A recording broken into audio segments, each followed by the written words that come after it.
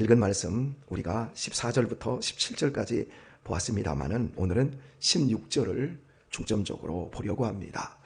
그날에 사람이 예루살렘에게 이르기를 두려워하지 말라, 시온아 네 손을 늘어뜨리지 말라 말씀합니다.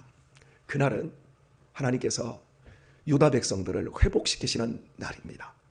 그리고 더 크게는 예수 그리스도를 하나님이 이 땅에 보내주셔서 죄의 지배 아래에 있던 우리를 당신의 은혜의 지배 아래로 불러주신 날을 의미합니다. 즉 죽음에서 생명으로, 유한한 인생의 복락에서 영원한 복락으로 불러주신 날을 의미합니다. 십자가로 말미암아 죄와 사망의 권세는 못 박아버리고 우리에게 드디어 하나님의 생명의 통치가 시작되어지는 그날을 의미합니다. 이날부터 우리는 하나님의 은혜 아래에 있게 되어집니다. 죄가 무엇입니까? 세상은 죄를 도덕과 윤리라고 생각을 합니다. 도덕적으로, 윤리적으로 뭔가 잘못을 하지 않으면 나는 죄가 없다고 생각하고, 내가 도덕적으로 결격사항이 있고 도둑질을 했든지 거짓말을 했든지 이런 부분에서 우리가 좀 넘어지면 우리는 죄를 지었다. 그래서 조금만 더 잘하면 이 죄를 우리는 이길 수 있다. 이것이 세상의 사고이지만 그것은 하나님이 말씀하는 죄가 아닙니다. 죄란 인격적으로 하나님을 떠난 상태입니다. 굉장히 중요한 얘기라서 함께 따라하면 좋겠습니다. 죄란 인격적으로 하나님을 떠난 상태다. 하나님을 떠나서는 인간에게 지혜도 있을 수가 없고 삶의 풍성함도 있을 수가 없습니다. 로마서는 우리에게 선언합니다. 스스로 지혜 있다 하나 우준하게 되어 썩어지지 않는 하나님의 이 영광을 썩어질 우상과 버러지 형상으로 바꾸었다. 이렇게 말합니다. 바울은 디모데에게 이렇게 권면합니다. 말세에 고통하는 때가 이르리니. 우리가 이 시대를 맞이해서 얼마나 많은 것들이 발달했고 얼마나 넉넉하고 얼마나 재미있는 일들이 많습니까? 그러나 우리 시대를 보십시오. 고통이 어마어마하게 몰려들고 있습니다. 단순히 육신적인 병뿐만 아니라 정신적으로도 다 무너지고 인간관계적으로도 삶의 기쁨들이 다 없어지는 그런 시대. 인간이 하나님을 떠난 인격적인 상태에서 버리고 있는 그 모든 것들이 지혜 있다 하나 스스로 썩어지고 있는 이 모습을 보게 되어집니다. 하나님을 인격적으로 떠난 상태가 죄입니다. 이 안에는 지혜가 있을 수가 없고 평안이 있을 수가 없습니다. 우리가 하나님을 예수 그리스도로 말미암아 다시 회복한 그 관계 안으로 들어와서 하나님을 아버지라 부를 수 있게 되었습니다. 그래서 우리의 구원이라고 하는 관점을 들여다볼 때 이것은 하나님과 우리의 관계가 회복된 것을 의미합니다. 하나님이 우리의 아버지이십니다. 인격적으로 도덕과 윤리는 여전히 옛사람의 지배를 받고 똑같은 상태에 있지만 인격적으로 이제 우리는 하나님의 자녀가 되었습니다. 하나님은 우리의 아버지가 되었고요. 인격적이라고 하는 말의 의미 속에 잃어버리지 않을 세 가지는 우리의 생각, 우리의 감정, 우리의 의지. 이 의지가 이제는 하나님께 붙잡힌 바 되었다라는 의미예요. 예전에는 하나님이 계시지 않을 때 우리의 삶은 그냥 죄에게 끌려가는 겁니다. 어떤 의지가 없어요. 어떤 생각이 없어요. 죄가 그냥 재밌어요. 감정적으로 내가 하고 싶은 대로 그냥 사는데 그 모든 것들이 하나님을 떠난 상태이기 때문에 결국 사망으로 가는 거예요. 좋은 것도 사망으로 가는 거예요. 안 좋은 것만 사망으로 가는 것이 아니라 모든 것이 다 악한 것, 나쁜 것, 인생을 절단되는 대로 가는 거예요. 공부 잘해도 결국 죽는 대로 가는 거예요. 돈 많이 벌어도 결국 죽는 대로 가는 거예요. 아무리 착해도 결국 죽는 대로 가는 거예요. 그러나 우리가 하나님의 자녀가 된 이후에 우리의 모든 인격은 이제 다 살리는 대로 갑니다. 우리의 자신들을 생명이 풍성한 대로 갑니다. 우리의 실패와 우리의 좌절이 우리를 끝장내는 대로 가지 않습니다. 접시물에 코박고 싶을 정도로 자괴스러운 내 자신의 인생 현실도 결국은 우리를 겸손하게 우리의 생각과 감정과 의지가 하나님을 높이는 대로 가게 되어 있습니다. 이것이 인격적으로 회복된 하나님의 자녀의 영광이고 즐거움이고 행복이라고 할 수 있겠습니다. 쉽게 설명을 해보겠습니다. 우리 아들들과 제가 행복한 인생을 살고 있습니다. 저는 부모와 자식으로 연유를 맺는 것이 생득적으로도 되어지지만 이렇게 입양으로도 되어집니다. 그런데 자식을 키워가는 과정에서 부모들이 너무 어렵다고 너무너무 힘들다라는 말을 합니다. 힘들 수밖에 없어요. 안 힘들면 부모가 되지를 않아요. 엄마가 되는 것은 다시 태어나는 거예요. 여자에서 새로운 존재로 태어나는 거예요. 아버지가 되는 것, 그거 그냥 남자에서 태어나는 거예요. 아버지로. 아이만 태어나는 것이 아니라 부모도 태어나는 거예요. 그러니 힘들지요. 우리가 엄마들이 아이를 낳을 때 고통한다 그러잖아요. 그런데 실은 아이도 표현을 못할 뿐이지 그 작은 자궁에서 나올 때 아이도 죽음의 고통을 통과하고 나오는 거예요.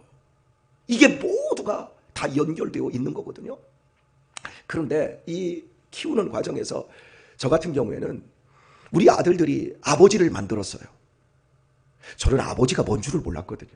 좋은 아버지를 나쁜 아버지 이런 것들도 없고 아버지 자체가 없었으니까.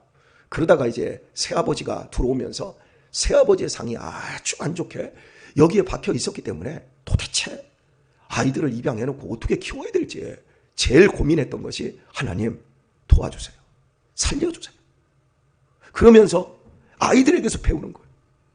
아이의 욕구에서 배우는 거고 아이들의 습성에서 배우는데 결국 아이들의 인격이 저를 만들어버리더라고요. 그러더니 어느 날부터 제가 더 즐거운 거예요.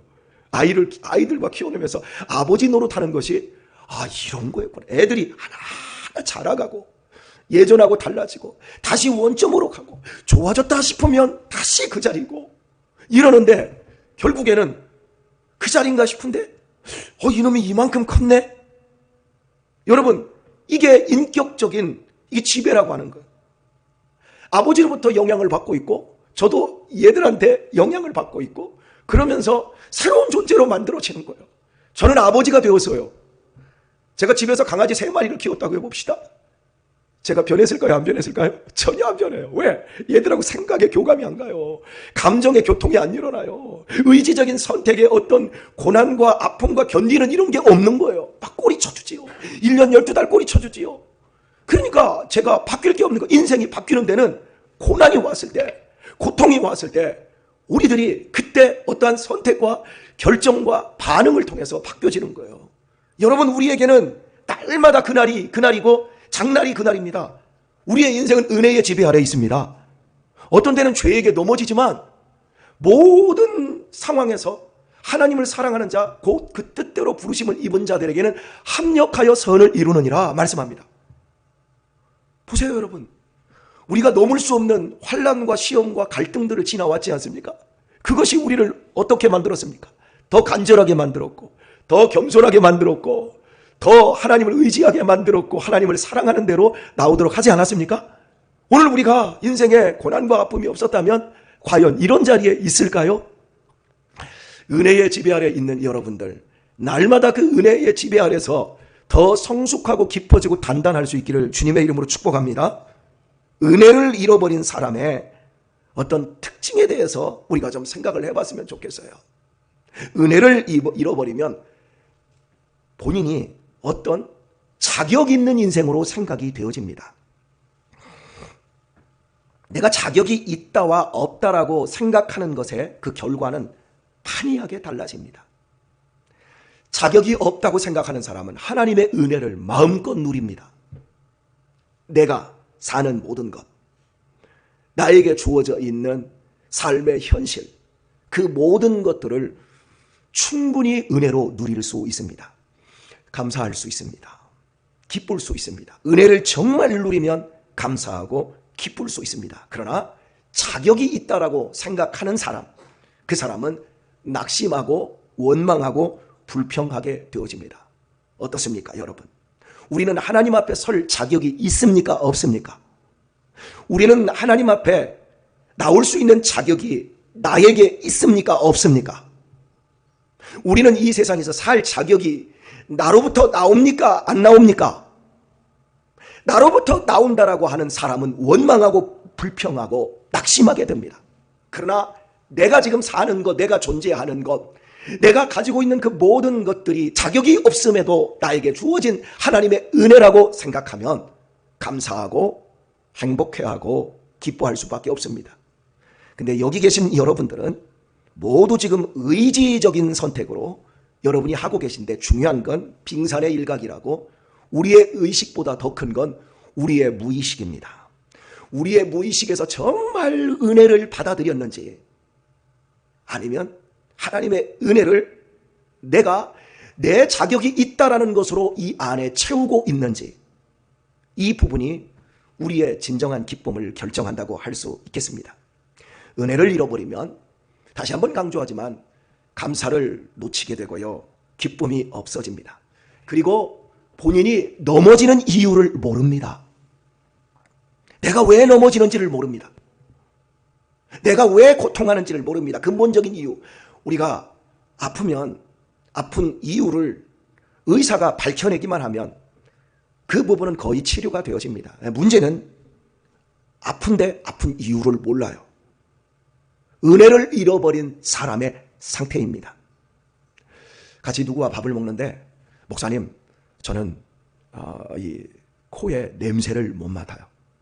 냄새를 못 맡는 이유가 뭘까요? 그 이유가 뭘까요? 코에 문제가 생겼어요. 그러면 왜 문제가 생겼을까요? 다 냄새를 못 맡는다고 하는데, 그래서 이불 속에서 남편이 방귀를 껴도 냄새를 못 맡냐 그러더니 그건 냄새를 맡는데, 완전히 문제가 생긴 건 아니지요. 우리 사람이 그렇습니다. 우리가 은혜를 잃어버린 죄 아래 지배를 받는 사람들은 독사에게 물린 사람과 똑같아요. 여러분, 가을이 되면 천고마비의 계절입니다. 모든 것이 좋은 계절입니다. 그런데 그때 독이 바짝 오르는 놈이 있어요. 뭐지요? 잘 모르세요? 모든 게 다 좋아요. 가을은 풍성한 열매, 단풍이 들고 정말 천고마비의 아름다운 계절인데, 그때 독이 바짝 오르는 놈, 독사예요. 독사. 독사들은 그때 물리면 정말 사람 골로 갑니다. 그런데요, 이 뱀꾼이 독사를 잡으러 그럴 때 산에 들어가면 안 되는데, 그때 산에 들어갔다가 큰 독사를 발견해서 내가 저놈 하나 잡으면 한 100마리 잡은 것보다 좋겠다 해가지고 그걸 쫓다가 그놈에게 물렸다고 해봅시다. 그럼 이 사람이 어떻게 해야죠? 독사에게 물리면 일단 혈압이 상승합니다. 심장 박동이 빨라집니다. 그리고 이제 세포 조직들이 파괴되기 시작하고 시신경이 안 보이고 이제 몸은 덜덜덜 떨립니다. 이 독사에 물려놓고 이 뱀꾼이 어떻게 해야지요? 저놈 잡으면 100마리 값도 더 돼 하고 계속 쫓아다니면 어떻게 되지요? 독이 더 바짝 올라서 이 뱀꾼이 그러고 다니면 결국 죽는 길밖에 없어요. 근데 조금 가다 보니까 왜 이렇게 몸이 떨리지? 왜 이렇게 춥지? 왜 이렇게 눈이 안 보이지? 자기가 뱀에 물리고도 이유를 모르는 독이 바짝 오른 사람은 결국 죽는 일밖에 없어요. 인생이 그런 거예요. 인생이 죄의 독에 다 전염되어서 다 죽어가고 있는데, 내 불행과 내 고통은 돈이 없어서 그래, 능력이 없어서 그래, 그리고 그것만 평생 쫓아다니며 죽어가는 거예요. 하지만 예수님이 나의 죄의 치료제다, 내 독을 없애실 뿐이다 깨달으면 뱀 잡으러 다닐 필요가 없이 예수님에게 오는 거죠. 그리고 그 예수님 앞에 나를 지배하여 주옵소서, 나를 고쳐 주옵소서. 그리고 그분으로부터 고침받고 새로운 인생을 살 수 있게 되어지는 겁니다. 은혜를 잃어버린 사람은 자신의 문제가 무엇인지를 몰라요. 그리고 계속해서 원망하고 불평하고 낙심하면서 인생을 해결할 수 없는 그러한 절망 상태로 가두어 버려요. 은혜를 잃어버린 사람의 인격적인 부패 속에서 나타나는 또 다른 현상은 무력해집니다. 선을 행할 수가 없어요. 좋은 것을 선택할 수가 없어요. 생각은 있는데 의지가 따라가지 않아요. 그래서 결국 더 넘어지고 더 낙심하고 더 실패하는 자리로 인생이 떨어지게 되어집니다.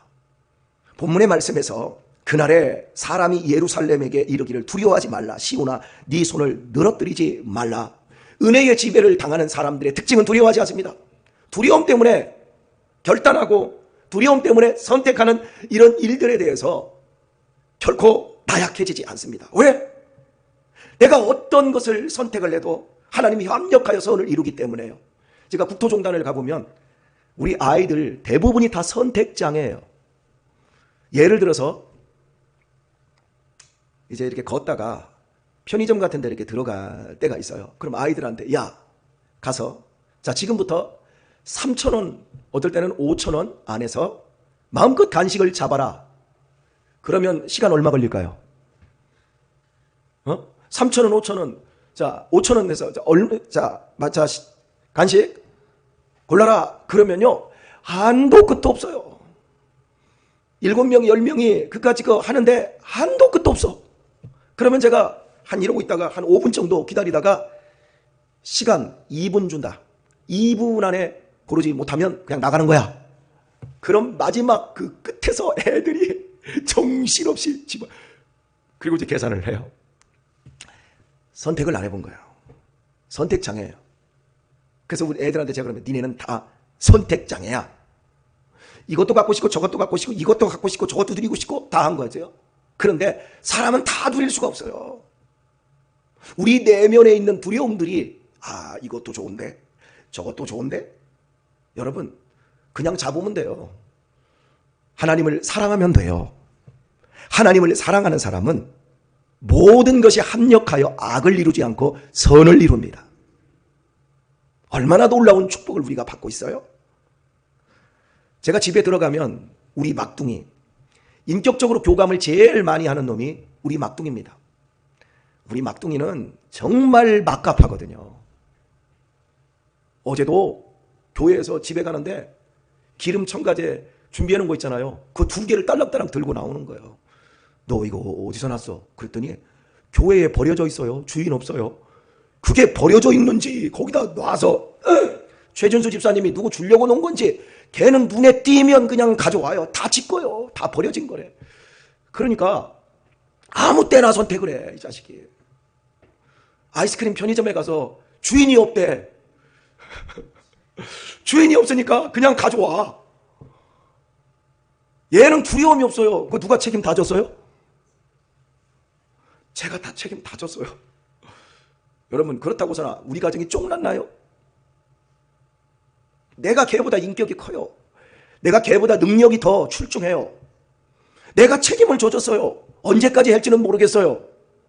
하지만 반드시 얘가 나랑 산다면 요놈이 나를 닮지 요놈이 저 도시나 저 강씨를 닮지는 않을 거예요. 그지요? 오늘 우리가 그리스도 예수 안에 있습니다. 우리는 예수님을 닮을 것입니다. 두려워하지 마십시오. 여러분의 손을 늘어뜨리지 마세요. 집에 들어가면 띵동 이제 문 열고 딱 들어갑니다. 들어가면 제일 먼저 나와서 저를 맞이하는 놈이 우리 유아예요. 시뜩시뜩 와요. 그리고 유민이는 숨어요. 집에 들어가면 숨바꼭질하지. 그 집에 들어가면 유민이를 찾으러 다녀야 되거든요. 야 숨어라. 너 나올 때까지 나 안 찾을란다. 이래요 특징이. 근데 유아는 딱 나와가지고 저를 제일 딱 안겨요.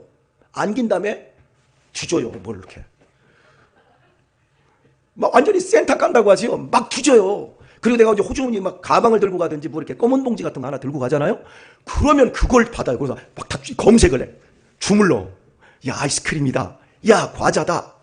손을 가만히를 안 둬.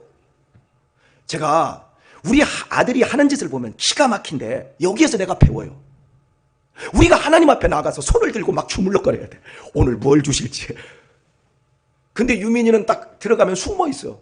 그리고서나 10분이고 20분이고 숨어 있다가 나중에 지치면 나와가지고 손을 툭 늘어뜨려. 여러분 오늘 우리가 신앙생활하면서 어떤 사람인지 한번 살펴보세요. 우리가 하나님 앞에 나와서 여호와를 기뻐하라. 저가 네 마음의 소원을 이루어 주시리라. 할렐루야. 여러분 우리의 손 늘어뜨리지 마세요. 하나님 우리 포기하지 않고 계세요. 하나님이 우리 가운데 계시며 우리를 이끌고 계세요. 하나님이 일하고 계세요. 완벽하게 우리의 인생을 성장시키고 성숙시키고 우리를 성화시키고 계세요.